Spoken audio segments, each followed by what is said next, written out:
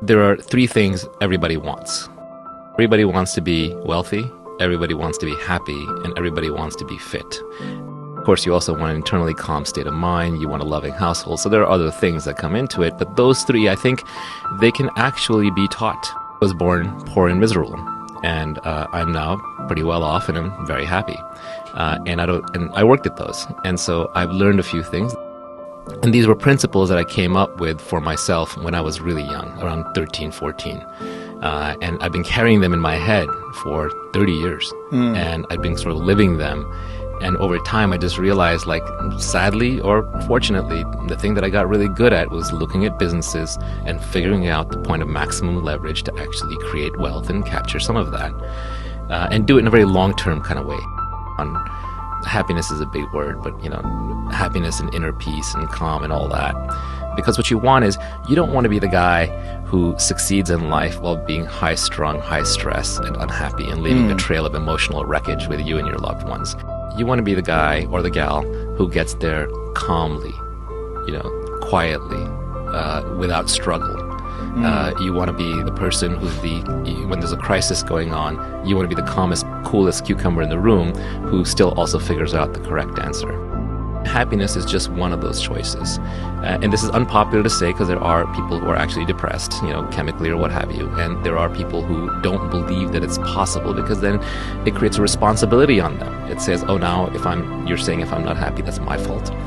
I'm not saying that, but I'm saying that just like fitness can be a choice, health can be a choice, nutrition can be a choice, working hard and making money can be a choice, happiness is also a choice.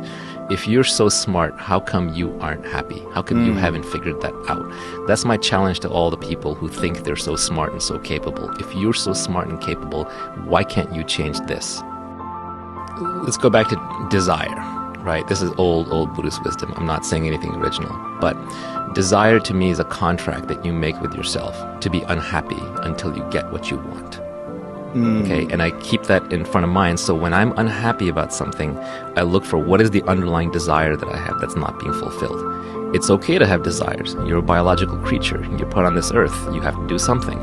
You have to have desires. You have a mission. But don't have too many. Don't pick them up unconsciously. Don't pick them up randomly. Don't have thousands of them.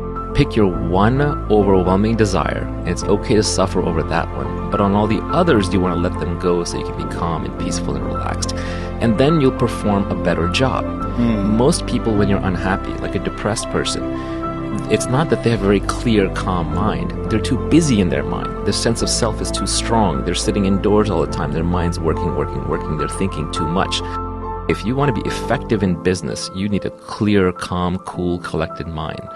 Impacts of good decision making are much higher than they used to be, because now you can influence thousands or millions of people through your decisions or your code.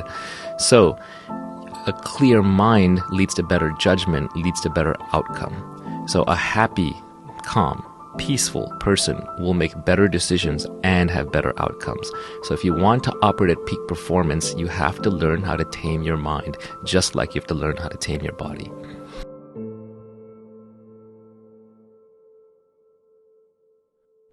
Please subscribe to my channel if you have not done it yet, and don't forget to click the notification button.